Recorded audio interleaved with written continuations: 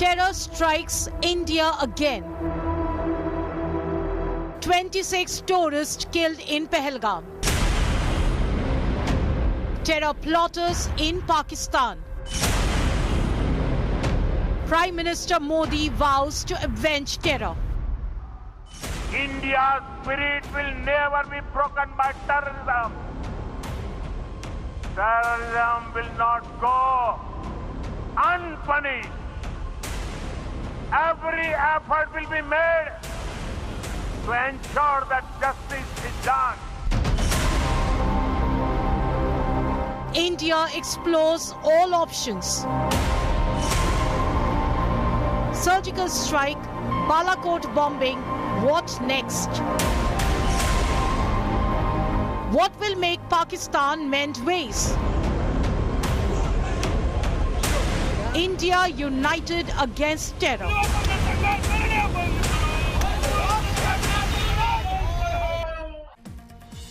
Hello and welcome. It's been a week where terror emanating from Pakistani soil has once again bloodied Indian lives.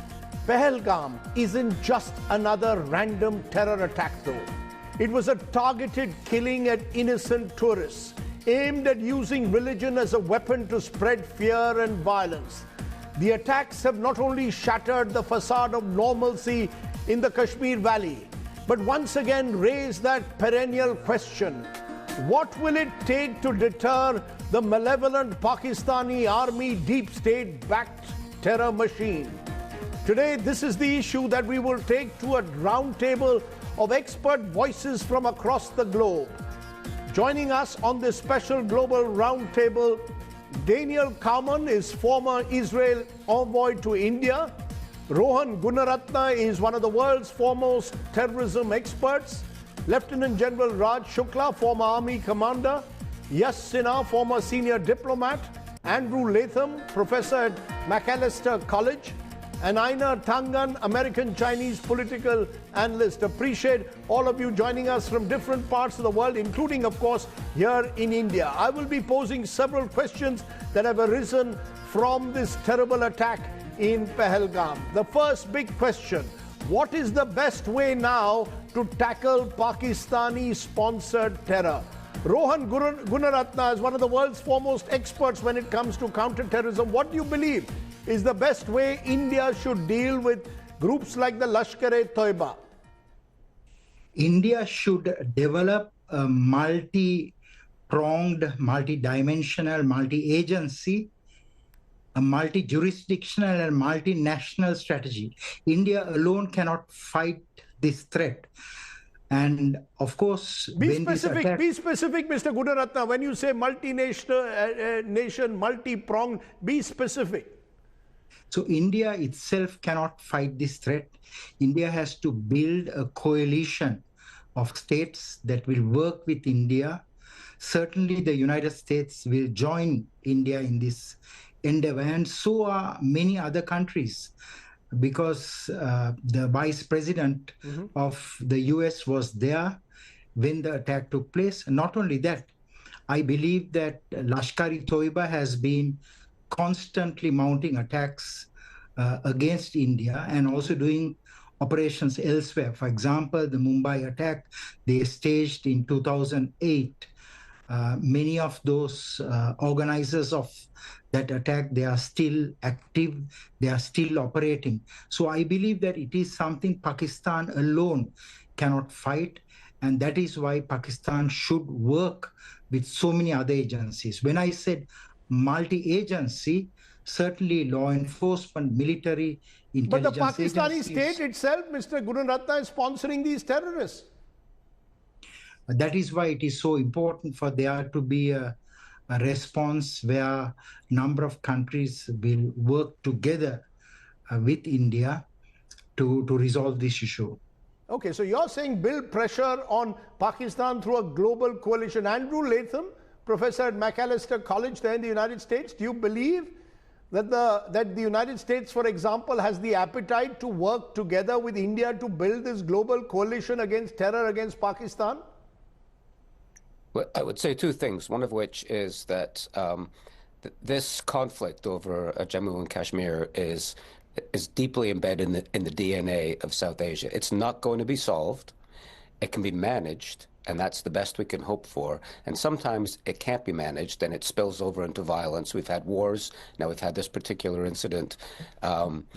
The identities of Pakistan and India, as they intersect over Jammu and Kashmir, are simply irreconcilable. A. B. The United States, under this administration, increasingly has an interest in, unlike during the Cold War when it sided with Pakistan often, now the partnership that the Trump administration desires is a partnership, a strategic geopolitical partnership with India. How that will touch down with respect to acts of political violence and terrorism, I'm not quite sure, but I know that this administration is throwing its lot in with India, not with Pakistan. Interesting. You believe that they've completely dehyphenated, in a sense, India and Pakistan, and the Trump administration will throw its lot with India. Daniel Carman, former Israeli envoy to India, Israel too, do you believe will firmly throw its lot with India? We've already had strong relationships, strategic ties. Benjamin Netanyahu has spoken to Prime Minister Modi. Do you see a global coalition built in any form against Pakistan?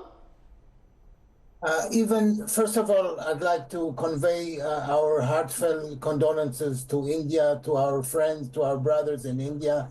Your pain is our pain, and I'm talking about the people of Israel who know what terror is about. Terrorism has always been a topic of joint concern between India and Israel. And I'd like to remind you that in 2014, we already signed an anti-terror agreement between both governments early 2014. The problem with the international arena is its inefficiency. But still, there are instruments that can or should be taken into prospect and being used in a way to go through the motion. Some of them is to go through the motion for building an infrastructure for a later action, and some are really instruments that could be helpful. I'd like to remind you that after 2001, after 9/11, the international community has upgraded the attention to terrorism on the one hand. On the other hand, the United Nations still does not have a definition of what terror is. So if you want to mix all of the challenges and the instruments that we have in our hands as a global family, so to speak, there are instruments and they should be used. But there is one sentence that I heard, I'm following, of course, during the last week, I'm following the terrible tragedy we've all suffered from in India and Kashmir, and the poor tourists have suffered from. There is one sentence that I heard, which is very important. India will do what India has to do. And this is something that will happen, I'm sure, eventually. And we see the gradual way of using instruments, the water agreement, the border. I guess there will be a diplomatic campaign of explaining what India is going to do. But there is, of course, and I'm going back to your question, of course, Israel will stand by India in its fight against terrorism. I'll come to specifics in a moment, but Einar Tangen, you're there in Beijing, and the feeling is China is the one country that has allowed Pakistan to get away all too easily in the past. When India has taken its stand against Pakistani-based terror to the world, to the United Nations, China has bailed out Pakistan on more than one occasion. Why is that so, and will that continue to happen? Well, let's first discuss the nature of terrorism. It's the killing of innocent people to induce terror in people in order to get some sort of gain, ideological, political, etc. So China does not endorse that, never has. It created and is part of the SCO, Shanghai Cooperation Organization, to battle exactly that. There's a long-standing relationship between China and India. I mean, between Pakistan and China.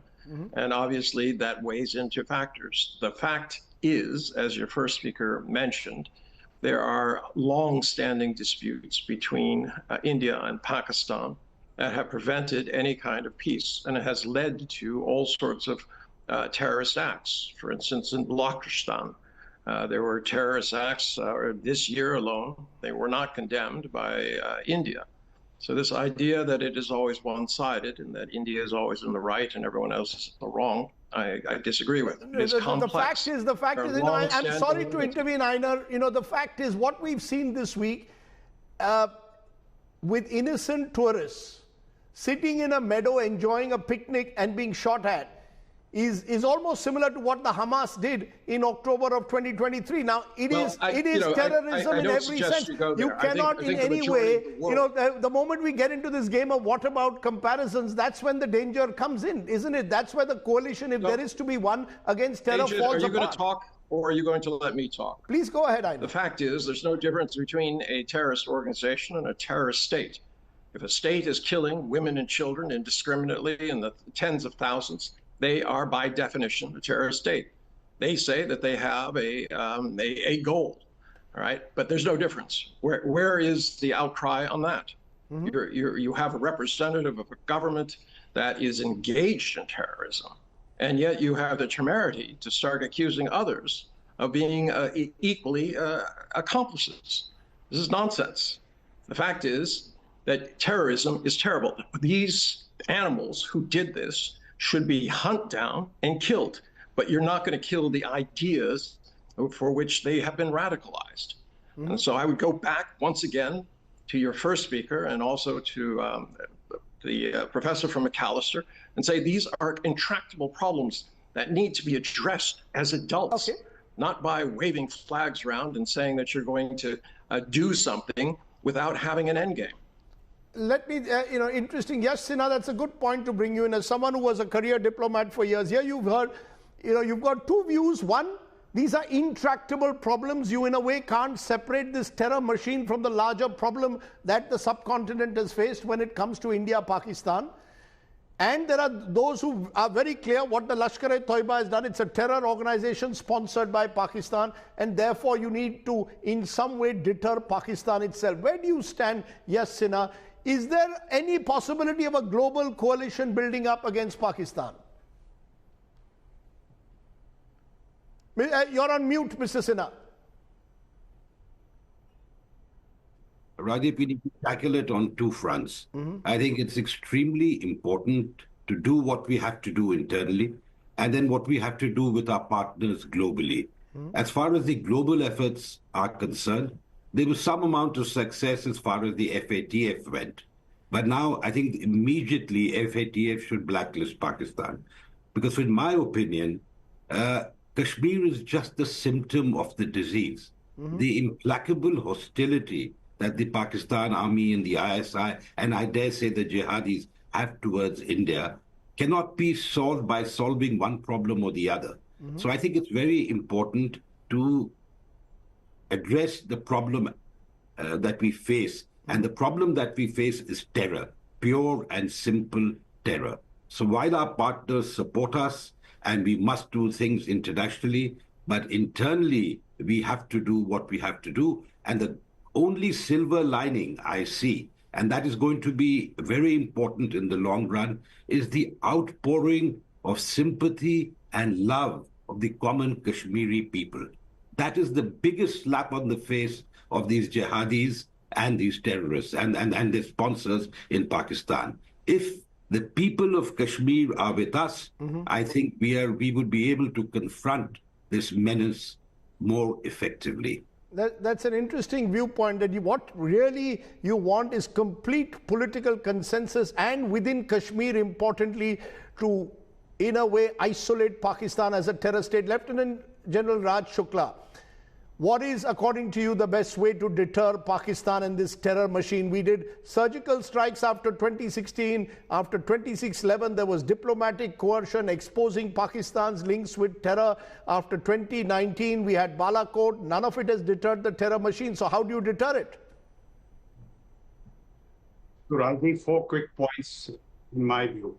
One is that this terror ecosystem, which is helmed by the Pak ISI and the Pak Army, on the 22nd of April, committed a heinous act in terms of religious targeting, the communal terror, and the sheer savagery.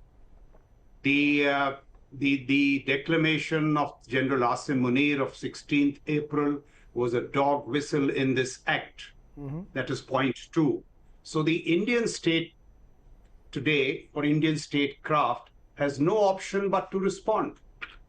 And we must respond autonomously while taking international opinion with us. Here we have begun to act. Even the declaration of the freezing of the Indus Water Treaty has drawn some extremely nervous reactions from Pakistan. But even as we widen the response, in my view this time, the response has to be led by calibrated kinetics. And I assert it has to be calibrated kinetics. There are a range of options, a range of domains, a range of choices along the escalatory ladder. So we will have to strike to reestablish deterrence, because the deterrence that was established in Balakot seems to have worn off. And the end game has to be military, diplomatic, and other levers to tell the Pakistani state that, listen, terror as a tool in your statecraft just cannot be allowed any longer. So it'll be a host of measures which we have begun to take, and this time we mean business, and nobody knows it better than the Pakistanis. Interesting that you speak about calibrated kinetics. You talk of kinetic action. Let me therefore turn to my second question. Should India consider Israel-style attacks on terror camps across the border? Now, the right to hot pursue. We saw that with the surgical strikes to some extent. We certainly saw it in Balakot, that India chose in a way to enter Pakistani airspace in Balakot, and while the operation itself may have had mixed results, the Pakistanis claim they suffered no damage, the message was sent out. Is that the way forward? Let me get Rohan Gunaratna on that first again. Rohan Gunaratna, there is a lot of mixed reaction, particularly after what Israel has done in Gaza, to whether these operations across boundaries work, whether they don't. How do you see it? Can India really consider these kind of targeted attacks on terror camps? The United States mounted a classic operation to kill Osama bin Laden, who was in Abbottabad in Pakistan. Of course, Israel has mounted a number of such operations in Iran, eliminating the Hamas leader, eliminating the Lebanese Hezbollah leader in Lebanon, eliminating some of the Yemeni terrorist leaders. So I believe that the world is moving in such a direction where it becomes the norm for governments that can project power to specifically target and decapitate the leadership, and also decimate the terrorist organizations that mount attacks. I want to add something to the point that was made about Israel.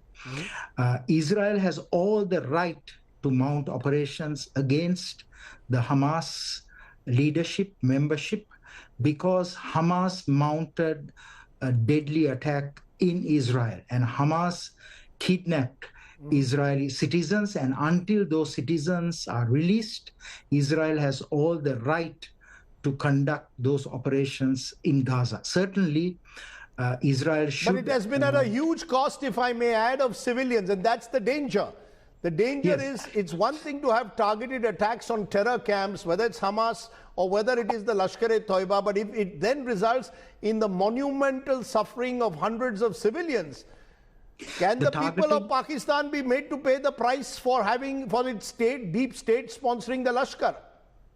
The targeting should be precise. The targeting should eliminate those leaders of those terrorist groups, those members of those groups. This is the direction in which counterterrorism is moving. They call it over-the-horizon operations, where they are able to conduct attacks against terrorist entities irrespective of where they are located.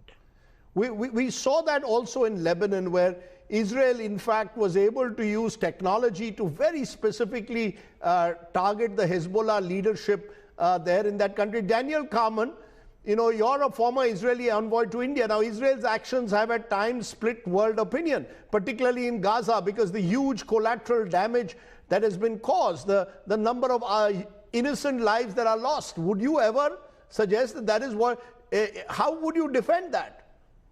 Well, it's a little difficult to make the comparison. I know that the comparison is made, and I'm hearing this comparison in the last few days.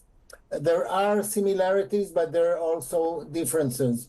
One of the measures that the terrorists themselves are using is using infrastructure, hospitals, mosques, schools as headquarters. And when they are attacked, the human shields are victims of it. Of course, nobody enjoys very much hitting or killing civilians.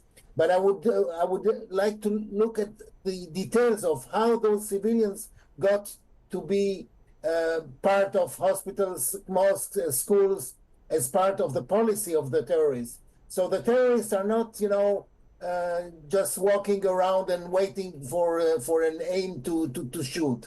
They have a whole policy of also changing the narrative, and this is something that I'd like to caution. The world opinion is very much for India now, and for a very, very good reason. But there is an expiry date, if I may say so, to this sympathy. So the action, I think, I'm not in a position to give too much advice to the experienced Indian government, but there is a time of expiry date of this sympathy, and this should be taken into consideration. That's an interesting point you make. Andrew Latham, do you believe targeted attacks across the border, hot right to hot pursuit, Israel-style operations as they are called, or American-style operations to take out an Osama bin Laden, do you believe that that is the way the world must move towards, that identify those responsible for terror, ensure that innocent civilians don't die? I think, despite the fact that I live in the United States, I'm Canadian. And then part of the world I grew up in recently, there were, according to the Canadian government, targeted assassinations conducted by the Indian security forces against Khalistani separatists. And so my question is, if we globalize this question, what's the limiting principle?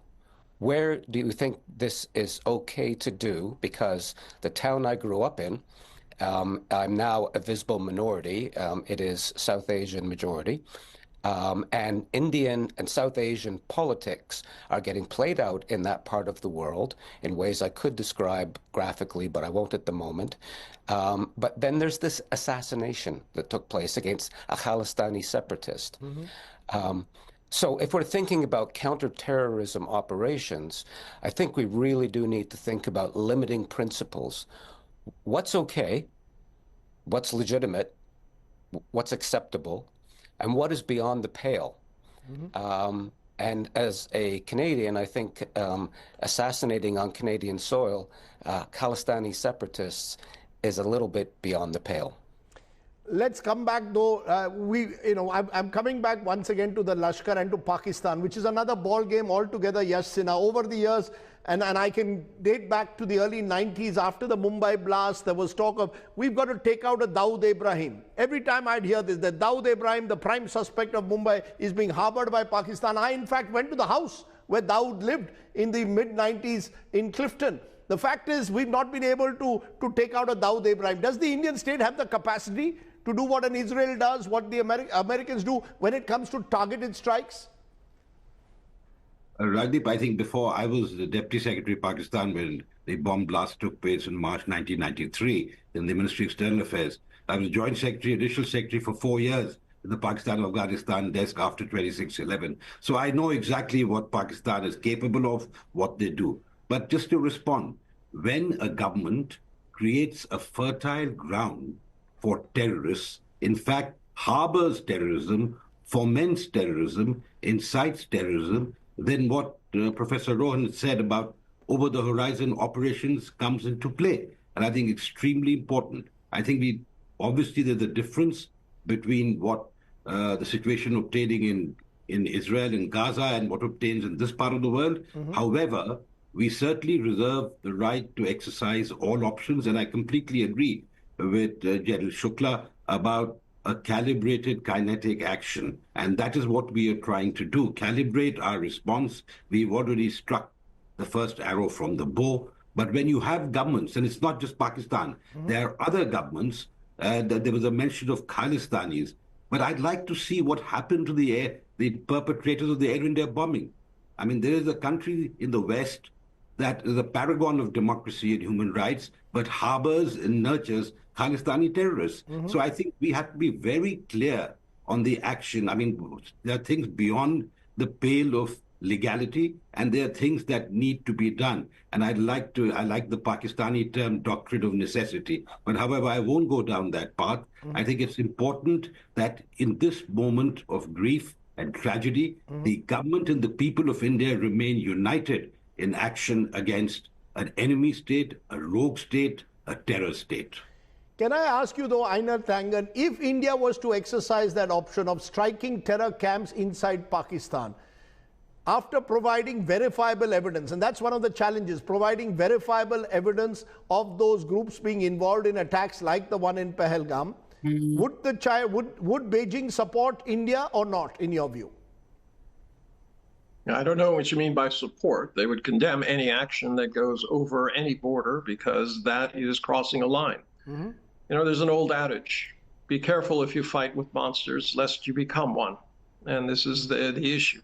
Israel had a terrorist attack. There are issues that led up to that, which Israel likes to gloss over. But the fact is, now Israel is the monster that they claim that they were trying to fight. India is a civilization state. It has been around a long, long period of time. It knows that you cannot solve things just simply by firing off a bunch of missiles or attacking somebody. Declaring war against a country that has nuclear arms has no endgame. And I am shocked to hear people, you know, especially responsible Indian former government people, trying to talk about death of thousands of people, perhaps, as if it's something that's you're doing with a scalpel. You know, I mean, the fact is that in preparation for the show, I called somebody in Pakistan. I said, what is going on in there? What on earth is happening? And he said, look, you know, we are trying to raise our children, get them to school, deal with an economy that is shattered. We're concerned about whether we will have water. We do not want war. And you know, all I hear is the baying of the wolves saying that it's time to kill a bunch of them to show them a lesson. Where's the end game? Where is the end? Where does this? No, hold on. I know you're making interesting points which are provocative, and I therefore want to take those points. The end game, and the end game brings me to my next question, which General Shukla, you can answer. What other diplomatic and military options are there on the table? What are the other military and diplomatic options that are there on the table, General Raj Shukla, that would make us clear about an end game? We're dealing with a nuclear neighbor.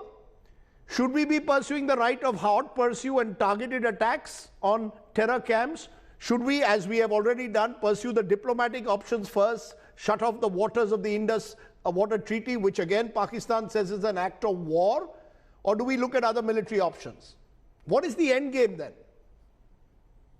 So before that, Rajdeep, may I just respond to, you know, these references which were made to responsibility and irresponsibility. Yes. Given the heinous nature of what has happened, the sheer savagery on 22nd April, it will be irresponsible for any state not to act. We have been left with no option but to act. And we operate from a moral high. Look at the extraordinary strategic restraint over the years. Parliament attack, Kaluchak, Nagrota, Odi. I mean, we know all that. We have exercised extraordinary strategic restraint. There is the Israeli way of war fighting. There is the American way of doing things. There is the Sri Lankan way of doing things. We respect all of those. There have been some successes and there have been some failures. Now, given the unique situation that India is faced with, and this is just a response to the Pakistani terror apparatus, not even to the larger Pakistani state and nation, which means the architect-in-chief, General Asim Munir, the Pak Army, the ISI, and the LET and JEM, they have to be called out.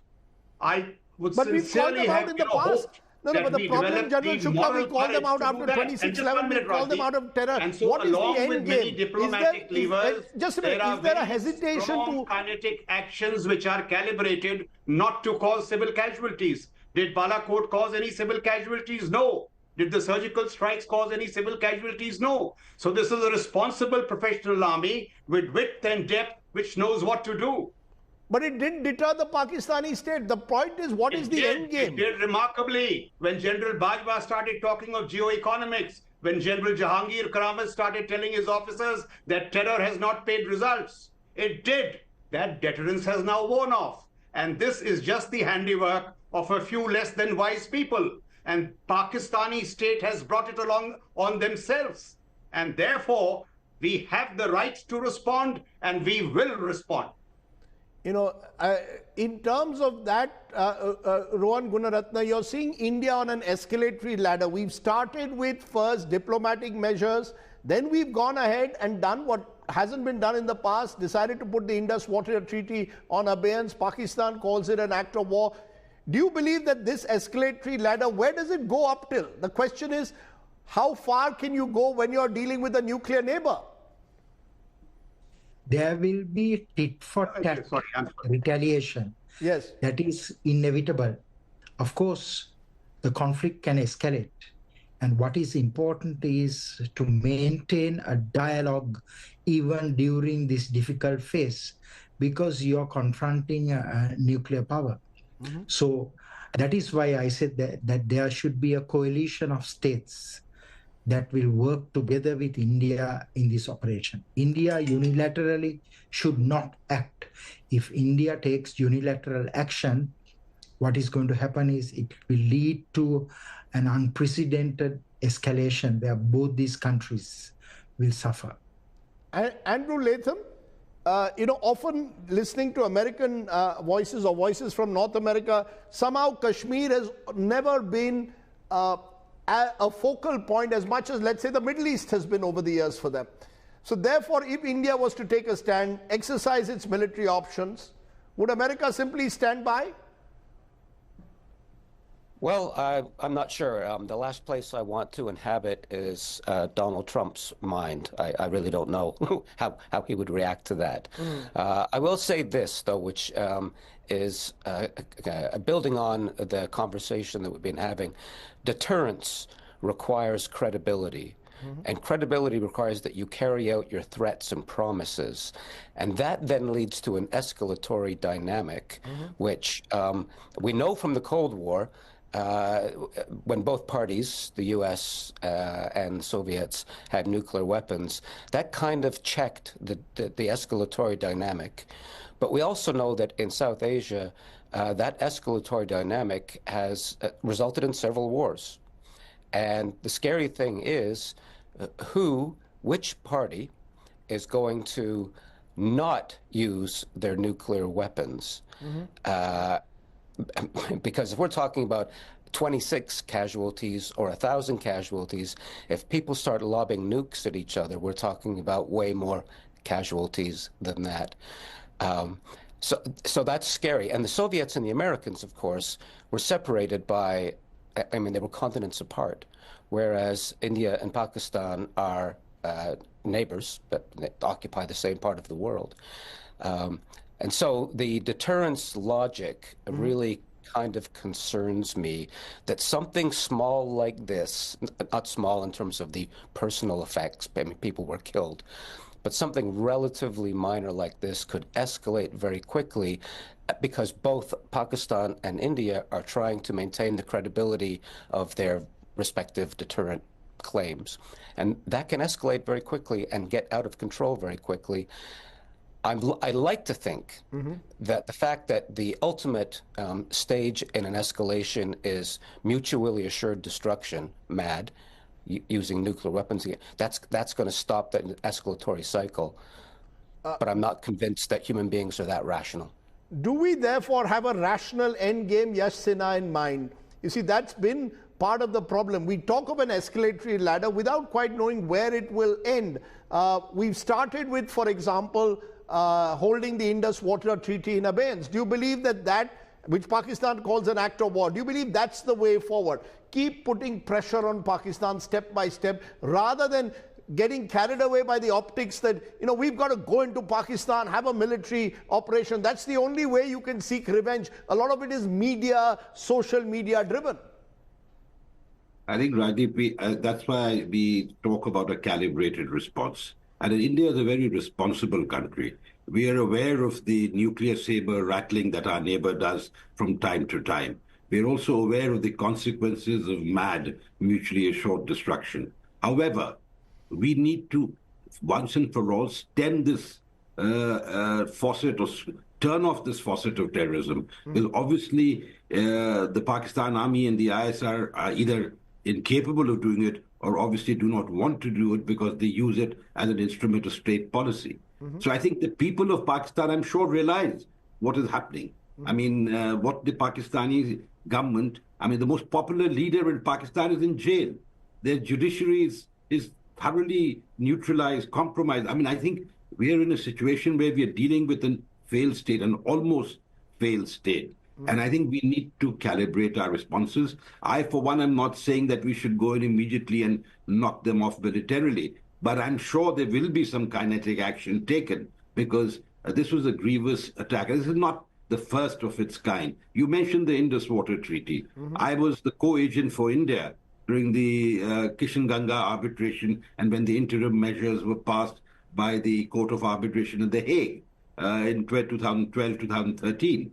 So I think the Indus Water Treaty was negotiated. Any treaty is negotiated in good faith, and when there's trust on both sides. But as I see it, that even in the technical aspects, where the Western rivers are concerned, Pakistan has forever been raising objections to run-of-the-river hydroelectric projects, whether it's Baglihar, whether it is Ratle, whether it's Kishanganga, you name it, Tulbul navigation project on the Jhelum. So I think the time has come, and we have given notice to Pakistan. It's an ultimatum that we are keeping this treaty in abeyance. Now, if they feel, and we have not stopped the water, I don't think the government has ever said anything that's going to stop the water.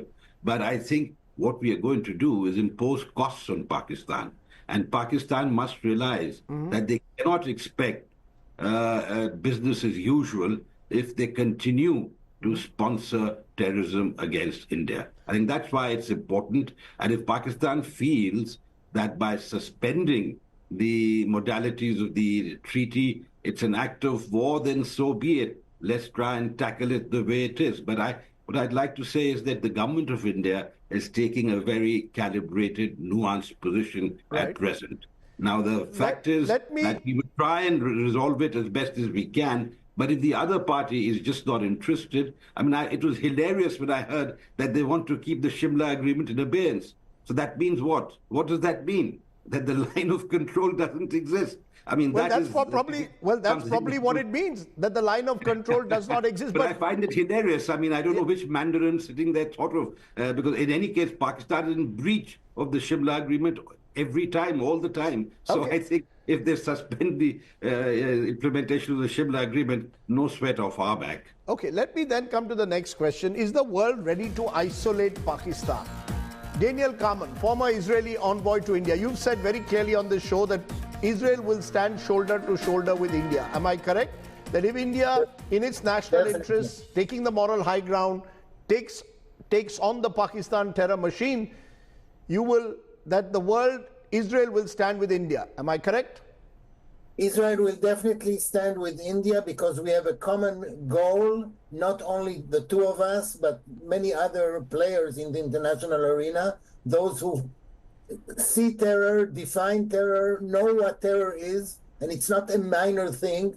I'm glad that in Canada and in the United States nowadays there is a possibility to talk about a far away continent in the Middle East or in Southeast Asia where there is terrorism, but we feel what terrorism is all about. And let me add, I'm personally a victim of terrorism. It's not a minor thing that you're talking about. Isolation of Pakistan is something else. I think that the end the game, Pakistan is a member of the international community. It has rights, it has obligations, but there is a long going campaign. So many events have happened in the last few decades where Pakistan acted like a rogue state, a failed state, you name it. So Pakistan should be put on the world should be put on. So the question, record. I take your point. I'm I've got limited time. Pakistan. My point is pressuring Pakistan right through various instruments. Isolating is something else. Okay, you pressurize Pakistan, not necessarily isolated. Aina Tangen, I want to come back to you because, in the past, I repeated this at the outset of the program, India has tried to put pressure on Pakistan through the global community, through FATF, to try and make sure that Pakistan is forced to abide by certain international rules. And the Pakistani state, deep state, has not done that. Has the time come to put even greater pressure, and if so, how? And would China actually help in putting that greater pressure, given China's leverage with Islamabad? Well, leverage is not the way the U.S. uses it. China has an active trade relationship and a long friendship with Islamabad that goes back and to votes in the UN, etc. But China is not in favor of terrorism. It goes against everything that it stands for in terms of the Belt and Road Initiative, everything that's trying to create a settled global trading environment. And you can see that quite clearly what's been happening with Donald Trump and their reaction to it. They've asked that all tariffs be removed, not just some. And they're speaking on behalf of the world. Now, I don't want to be, parsimonious and say that China's all good and everyone else is all bad. I'll leave that to others. But I do very clearly, China is not in favor of any terrorist act. They'll condemn this one.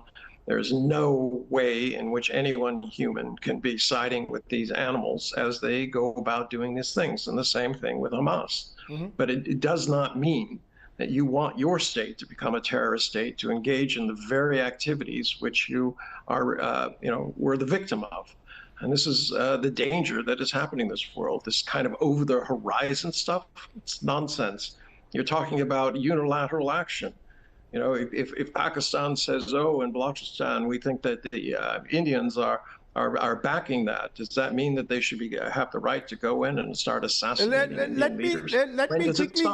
Let me give General Shukla a response to that, because this is the second time you've raised Baluchistan in this program. General Shukla, you want to respond to that? My Chinese guest saying, look, Pakistan could turn around and say India is involved in terror activities in Baluchistan. They have no proof. That's the problem. Pakistan has no absolute proof. But Pakistan also carries the veil of deniability every time there's a terror attack. You've seen that. In 2611, we caught Qasab. Otherwise, Pakistan would have denied even their role in 2611. Now, even now, in this case, they have the veil of deniability. What's the end game? What is the end game? And what's the end game? Why don't you respond, General Shukla? Yeah, so I'll just make three very quick points and then I'll come to the end game. See, we are responding to a grave provocation. This is not unilateral. Please sense the mood in India.